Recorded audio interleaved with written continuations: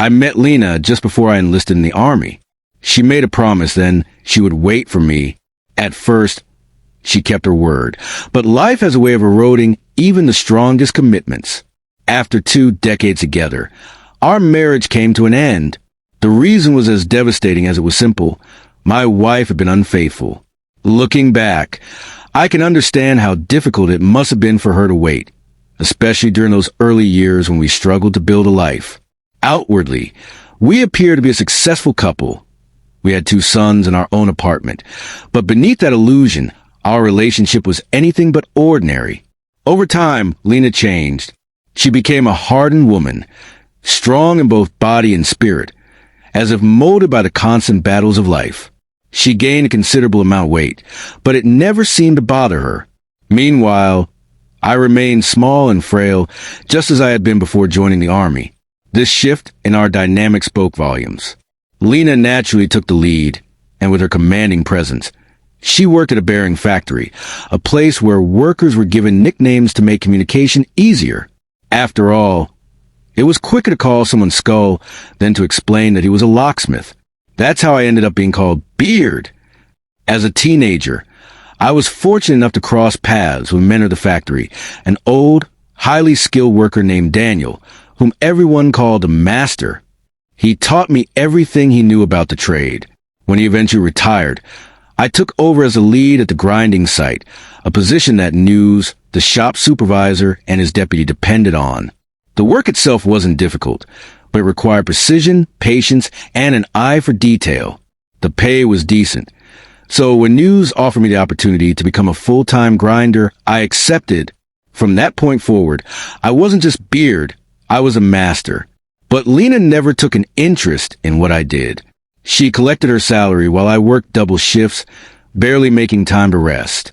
The factory had very few women, just 2 deaf janitors and Lena. Unlike them, she did little to contribute. More often than not, she avoided her responsibilities, preferring instead to sit around drinking cheap beer at the start of each shift. I confronted her about it many times. Lena, I promised the boss you'd put in the effort.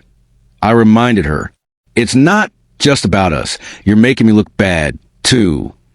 She would only scoff, waving off my concerns as if they were beneath her.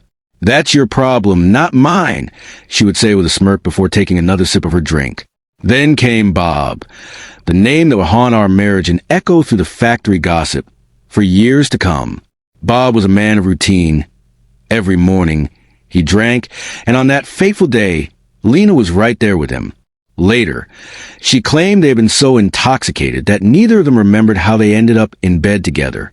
But fate had a cruel twist in store.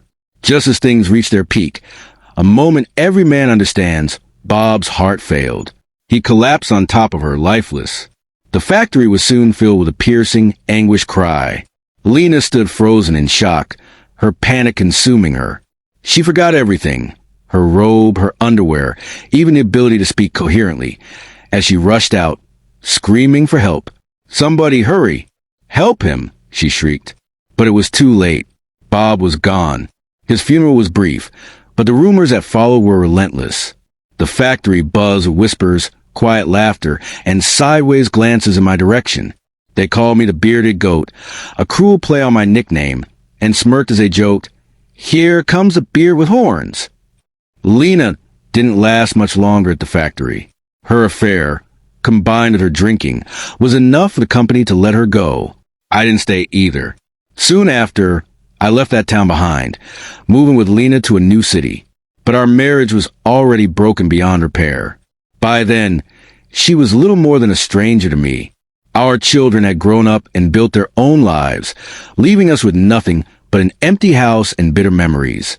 In the new city, I found good work. Skilled labor was always in demand. I took out a mortgage on an apartment, determined to start fresh.